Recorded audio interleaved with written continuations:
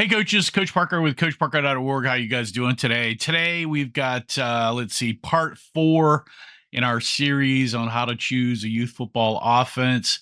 And today we're going to start out with the I formation offset I and my version of the offset I power I kind of combination, which is kind of an offset I with 2 blocking backs instead of 1, and they kind of move to the hole. So we'll talk about these 3 formations sort of as an I formation and go through that. But the main I formation is really a 3-back formation, vertically aligned. You got a quarterback, fullback, tailback, and then I play a wing. A lot of people will split that other back that's not in the backfield out as a wide receiver, but I use him as a wing and run a lot of offset I wing, I formation, and also, like I said, is this double power back offset I thing. So the strength of the I has always been downhill running along with play action passing. And it's also the strength of it is basically you're just handing the ball off to your backs for quick dives. It's very simple to do and set up plays all down the line through every hole. So I teach hole numbering and back numbering using offset I or I formation. The weakness of it is that your tailback, your main back, needs to be really good to make this offense shine, and he also needs to be pretty durable because he's he's going to get the ball probably 70% of the time, or maybe even more. So he needs to be quick, and he also needs to be tough. So that's the thing about that. I've had a tough back, a really fast back, and then we had to do more kind of wing T kind of stuff with the fullback and wings. But if you're in this true I or this true offset I or this true kind of my power wing, or excuse me, my power I kind of variation here, you really need a really strong tailback. Like I said before in the last episode, the I formation scores a 33, 32, and that's kind of where all these variations line up. And you can also kind of talk about splitbacks in that formation too, because that's horizontal versus a vertical. So it's very simple. You could probably start out at 5U running these formations. Really kind of recommend it, maybe 6 or 7U, but definitely I formation there. The main, John McKay really kind of popularized the I formation in the 60s with USC. There's a ton of information out there, but let's go back and talk about kind of the metrics and variables of the I formation variations. Snap, under center, blocking, simple jaw, God, gold works fine. You can do some split blocking if you want to get fancy. Pulling, you can do that, but don't need to do that. I overloaded a lot, so why not? It is both power and speed. You can do pitches, tosses, and get to the outside. The old Green Bay Packer kind of toss sweep kind of thing. Great from here. Forms, motion shifts. You can do it if you want to. We run motion with the wing every now and then. Don't have to do that at younger ages. Passing, it can be minimal, and you can actually put in a lot. So, for younger ages, you don't have to have very much. Older ages, you can do a lot. O-lineman size, I like my O-lineman to be a little bit bigger, but definitely technically sound. So it doesn't matter your size, your O-line, as long as your O-linemen are good blockers. Quarterback skills, he's pretty low. He's like, a manager.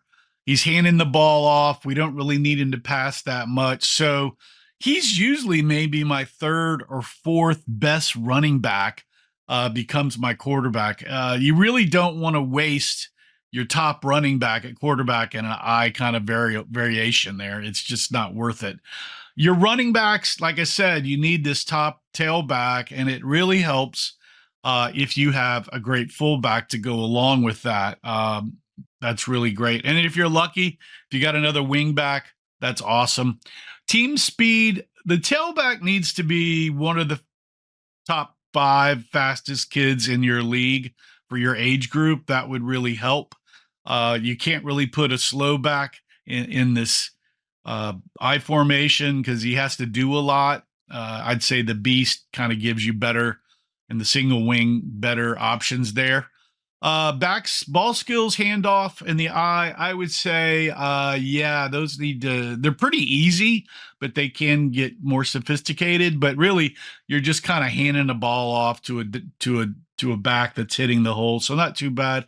Time to install. It's really quick because I can do a 2, 4, 6, 8 dive, 8 on a pitch or even a long handoff there. The same way to the other side. So that's really easy to hit every hole, and it's not that hard to teach. You just get your quarterback steps in. Age and a team experience, I would say, like I said earlier, all ages could learn these variations. Available playbooks on the eye and its variations, there's tons. There's just absolutely a ton of material on the eye formation. So like I said, I think that the split back, similar to the eye, is sort of the same, especially if you're not running option with split backs. The offset eye, and then my variation of the eye with 2 blocking backs that I call pi, which is an eye and power eye variation. Those all score really low, which is good, meaning that that's good for younger ages. They're right in the 32, 33 kind of scoring on my sheet here. So I recommend it for younger teams. It's very easy to coach, very easy to learn. Like I said, I use it to teach holes and numbering, and almost every high school in the U.S. has some form of the I formation as a base package. So if you're teaching this, everybody uses it or has used it in the past, and so it holds over if you're worrying about what's going to work at the high school level. One of the base plays that I want out of this, people ask what I run this off tackle dive, like a 26 lead, and then I'll put the wing back in motion. Works out great. So yeah, that's the eye in the split backs, because they're kind of the same. The difference for me on the split backs, and I won't talk about split backs too much because we use split backs when we don't really have a fullback kind of back. We have another tailback. So then we just set up 2 backs. And so you try to get them to block, but usually these 2 tailbacks don't like to block for each other. So that's how I move into a split back situation. We don't run any type of veer option out of the split backs. It's basically, we run a lot of eye plays, wing tee plays out of the split back formation, and we're running downhill. So nothing too fancy there. So I'm not really going to go too much into split backs other than that they're horizontal versus vertical, and we make the choice over. We've got kind of a tailback and maybe a hybrid, but not a true fullback. And so there's that. Okay, so let's move on to kind of a next, since we've kind of talked about the eye variations there, let's talk about the wishbone. So the wishbone is a nice formation for youth football too. It's definitely power running. You've got 4 backs of the backfield now, so the intricacy has kind of bumped up a little bit. And it still scores low, but it scores, instead of a 32, it's like a 35, 36, 37 in my scoring range there. However you want to kind of look at the sophistication of what you're trying to do with the backs. Now for youth football, we're definitely not running option again. That's not what we're going to do. We're handing the ball off and going down power. There's some tosses. If we run kind of option plays, it's going to be a call, like a call handoff, call pitch, toss, or the quarterback's running. Like I said before, the strength of the wishbone, it's a power running offense. You've got all those blockers in the backfield along with the running back. The weakness is you really need 4 backs that are pretty mature, because they're all going in different different directions, and the quarterback has to have pretty good footwork. And this is the difference between excuse me, the I and the split backs, the sophistication level now comes up because you've got four backs, three running backs now in the backfield. And so they've got to get all their lanes right where they're going, or are they running into each other? So that kind of goes up. The Wishbone's pretty big from the 1950s. University of Texas, Oklahoma was running it. So all the guys my age probably played on a Wishbone or a Power I team, option team in the 70s and 80s, like most of us did here in Texas. So that's where that grew up out of, Oklahoma and Texas, the Wishbone and option. But like I said, for youth under 13, we're not really running option. Don't have a lot of practice time. I ran option in high school. You need 5 days to work on that. Youth teams probably don't have that. As a rookie coach or a rec coach, you probably don't have that time. So think about that. Main play with the Wishbone, again, is just an off tackle play. 2 leads on a split block, down off tackle, works out great. Love that play. And also the Wishbone, and we'll talk about the T in a minute. It's just a modified T. These two offenses are very, very similar, but we'll get into the Wishbone here. So the snap, if you're wondering about the variables, it's definitely under center. Blocking, again, is very simple, like the I, God, gold, split blocks at the hole. Pulling, you can pull. I don't pull at youth level. I overload a lot. Power, speed, it's really all about power if you've got it. Forms, are you doing motions and shifts and different formations? Not at the youth level. It's really just you're in the 3-back thing. You can send one of the backs into an out motion. If you get older and you're still running it, you can try that. Passing, minimal. Play action if you do it, usually the tight ends, because you've got 3 backs in the backfield. You could leak some backs, but like I said, that's going to be a minimal kind of thing. O-lineman size, this is one of the variables that if you're running the Wishbone, you really want bigger O-lineman if you can. I definitely like that. Quarterback skills have to be above average because you're doing a lot of movement with all those backs in the backfield. Running backs need to be above average, like I said, need to be more experienced. They've got to stay in their lanes. Team speed. Now, this is where you can kind of get away over the eye. If you've got 3 power backs, you don't have to have the fastest back because you're basically going to run in between the tight ends a lot. So this is where you can kind of get away with that there. But it always helps to have speed. Speed kills. Let's see. Team speed overall, it's always good to be average or above. Ball handoffs, like I said, needs to be all above average for your quarterback. Can deal with that. Easy to install. It's going to be a little bit harder than the I and the offset I and that kind of stuff and the beast because you've got more backs in the backfield and everybody's got to know what they're doing. You can't have a lot of people missing practice. That's the beauty of single back or 2-back backfields like the single wing and the beast is if that your main back is not missing practice, that's not an issue. And these offenses where you get more backs involved, they can't really miss practice. Time to install, it's a little bit harder. So, you can do some quick dives. But as you start adding some more plays with cross bucks and that kind of stuff, it gets more complicated. I'm saying this was really an 8U, 9U kind of offense here. I know a lot of people will run it very simplified at lower ages, and if you're a coach that knows it, like myself, you can do it, but I would probably do something similar, like the Beast or a single wing, but that's up to you guys. Available playbooks, there are tons. They're getting sort of harder to find because the Wishbone is kind of an older offense, but you can search it out on Google and there's stuff out there. So that is the Wishbone. And like I said, the score of the Wishbone was in the 35 to 40 range, depending on how you scored the backs and things like that. So that's the Wishbone. Definitely another youth football offense that I recommend, but I don't recommend if you're trying to run option out of it. If you're going to put those option plays in, you're just going to call whatever that quarterback is going to do, keep, hand off, the dive, or do the pitch. So trying to do the option is not really good at youth football.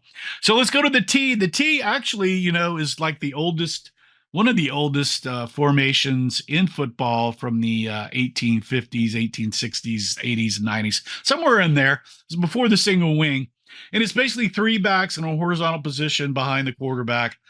Very similar to the Wishbone's horizontal, but these guys are all in a line. Wishbone, the fullback, is up. And if you go over to my article here, you'll see the actual formation diagrams. So that's the difference between the T formation and the Wishbone, and I didn't explain that earlier. The Wishbone, the fullback, is up, and then there's two backs behind him off his hips. In the T formation, these guys are horizontal in a single line behind the quarterback, about 2 or 3 yards back. It's definitely another four-back power formation, definitely another option kind of thing, quick, heavy dies. What's the strength of it? It's quick and unpredictable power. You're just hitting the holes really fast. The weaknesses is you've got another four backs in the backfield, and it's kind of unpopular and hard to find. That's the reason I've written both the T formation and a Wishbone ebooks. Because they're hard to find information on those. And so I've written this T formation book. I don't know. It's a lot of plays over there. You get my website and see it. But I did a lot of work on that. Like I said, it's pre-single wing, pre-double wing. Walter Camp out of Yale, I believe, in 1888. The Bears popularized it in the Chicago Bears popularized it in the 40s and added motion to it. And Don Farrow out of Missouri did some split T with some veer blocking on there. A little history on that. Off tackle play again is kind of the bread and butter. You've got kind of a block and back, a kick out with one of the backs. A lot of folks kind of almost run the T where it looks like a little diamond with maybe the fullback who's in the middle, maybe a little bit deeper. But you can play around with all that just depending on what book you're looking at. Let's see. So there's the split T, the full house T. There's so many names for this T formation, but you can check out my book. There's a lot of history information in there about the T formation, along with a bunch of plays. Now, like I said, you need four pretty good backs to run this if you're going to try it. The snap is under center. Blocking is simple again. Pulling can be minimal. Power is definitely power. Formation and shifts, none, but you can add that like the Chicago Bears stuff, which is in my ebook. Passing is going to be minimal. The tight ends, maybe some backs leaking out or motioning out. QB skills need to be above average because you're going to have to hand off and manipulate the ball. Running backs need to be average. Team speed's average. Like I said, you don't need, kind of like the Wishbone, you don't need a really fast back if you're not trying to get outside. So this is another one of those offenses you're just going to run downhill between the tight ends. But it limits your versatility doing that. Ball skills above average. Easy to install. It is easy to install because you're basically just handing off dives. It's almost like a split backfield. You can hand off to either one of the halfbacks beside the fullback. So that's easy. Age, I'm kind of saying 9U really because you've got so many other backs, but I know a lot of folks have run this at 8. I know my offensive coordinator, when I got to Colorado from Dallas, he installed the T. We didn't do so well with it, and that's when we went back to the Beast. I forced that hand in there, and it worked out well. Our backs couldn't get all the movement, and the quarterback couldn't do that. So 9U is when rec kind of teams, I feel like, kind of snap, and they've got a year under them. So I need to think about that. Available materials and book. Like I said, I wrote an ebook. It's got a lot of stuff in it and a lot of research. It tells you where to go find more stuff, but it's hard to find if you're trying to run the T formation. There's not many people that are doing it nowadays. So check it out. I run a diamond, which is kind of similar to this, and some Wishbone, but as far as T, not too much. But I know a lot of folks have done this formation before at the youth level.